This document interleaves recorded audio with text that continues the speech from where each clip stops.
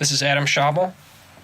And Matt Poshedley with the Cleveland Standard. And today we have Dr. Moo-Yeal Lee, a leading doctor for the CSU grant they received for type 2 diabetes research. Basically, our first question is, how and why did Cleveland State receive this grant?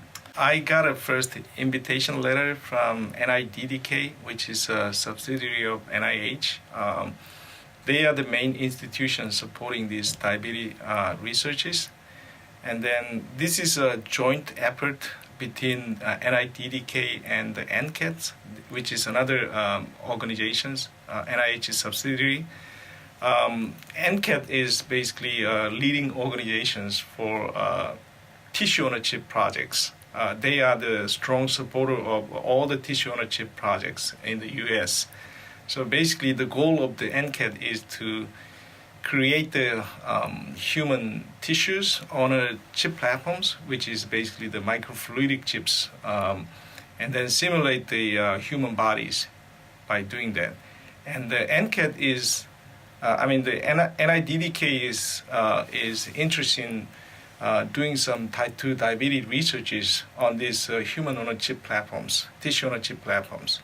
Basically, NIDDK identified multiple investigators in the field, and then they send out the invitation letter asking them to submit the proposals.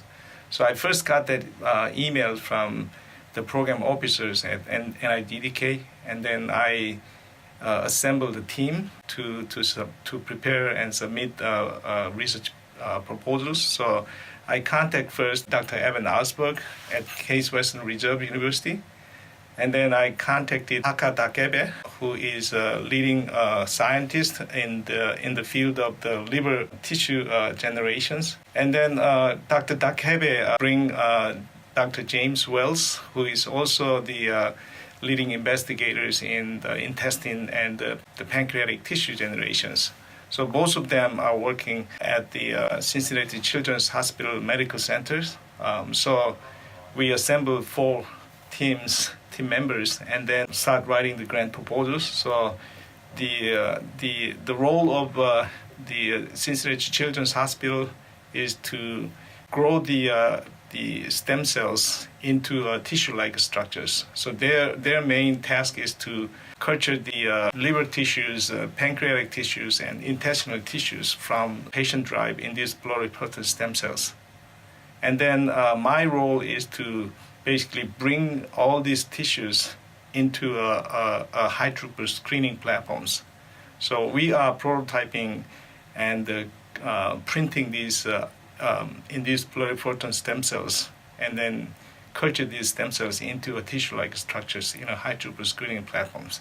And Dr. Evan Alsberg is world-renowned professor in biomaterials.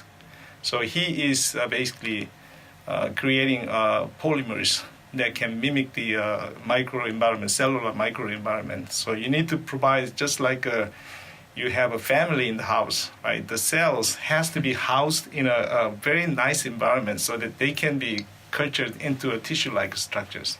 So that's how we have a really cohesive teams, and then write the grant proposal, and then finally got funded. So $1.7 million in grant money. Is that considered significant for type 2 diabetes research? Is that something you can obviously work with, or is it more usually or less? Like, how's the story on that? This is actually one of the biggest funding mechanisms NIH has. This is what we call the UG3 and the UH3 funding mechanisms. So the total budget is about $9 million. So now we got the first phase of 1.7 million. So the way how it works is that once you successfully complete the 2 years of proof of concept studies, then you'll have 3 years of follow-up researches, and then they provide you the remaining money for the full implementations of these systems for diabetes researches. So we just started. So that's just the 1.7 is essentially just like a start. You have to work. Yeah. We have a whole lot of works to do. Yeah. Is the end goal to just cure type 2 diabetes? Is it So- that simple, or is it more? Is there No. different? I wish my research is that simple. So I've been working in 3D bioprinting area for almost 15 years. So we were the first group actually print the human cells on a glass slide, and the later on printed cells on the plastic chip platforms. So my research focused on essentially creating all different kind of tissues using primary human cells, such as the cells isolated from patient bodies. So let's say you got the biopsy sample from cancer patient, right? Then our goal is to extract the cells, normal or the malignant cells from biopsy samples, and then print those cells on a plastic chip samples, plastic chip platforms, and then recreate the tumor-like structures in the patient body. Once you have those real tumor-like structures on the chip platform, then you can screen multiple therapeutic drug combinations and then find out the best working drugs for the individual patient. So my goal, let's assuming that you create all different kind of tissues, brain tissues, liver tissues, pancreatic, stomach, whatever you name. Then you can connect those tissues and then simulate actual human bodies. That is my real research goal. So the type 2 diabetes researchers, we only selected 3 tissues: liver, pancreatic, and the intestine tissues. 3 of them all related to type 2 diabetes.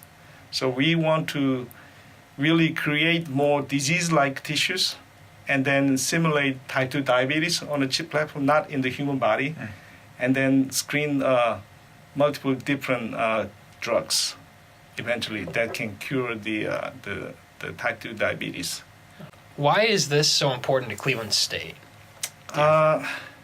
As you probably know, Cleveland State is not well known for research, right? So this is one of the very rare opportunity that we as institutions are known in this field, right? So that people can recognize the name of the university. And then also, I mean, by carrying out these researches, we can support PhD students who can learn these novel technologies and then contribute to the society, and then eventually they can get a job, and then hopefully in the future they can be also independent investigators in science or the engineer. So in my opinion, it's important for research as well as education. And you think it'll open up more opportunities for research here at Cleveland State, having something like this? Yeah, eventually that's what I'm hoping for. Actually, we can be a magnet for bioprinting researchers in the area. So I have a lot of collaborators working with me. So I have a couple of people at Case working with me. I have people at Cincinnati Children's Hospitals. I have people at university hospitals, people at the Cleveland Clinic. So, and then also have a couple of people working at Rensselaer Polytechnic Institute. So we want to basically manipulate the cells. We do gene editings. We do overexpressions of certain disease genes, knocking out certain genes so that we can better mimic the actual disease in the human bodies. A lot of these diseases happening because of this deficiency in particular genes or overexpressions of certain receptors. So we want to eventually create real tissue, disease tissues or normal tissues, so we can screen the drug for efficacies or the toxicities. Thank you, Dr. Lee, for sitting down with us. This is Matt Poshedley. Adam Schabel. And signing off on the Cleveland Stater podcast. Thank you.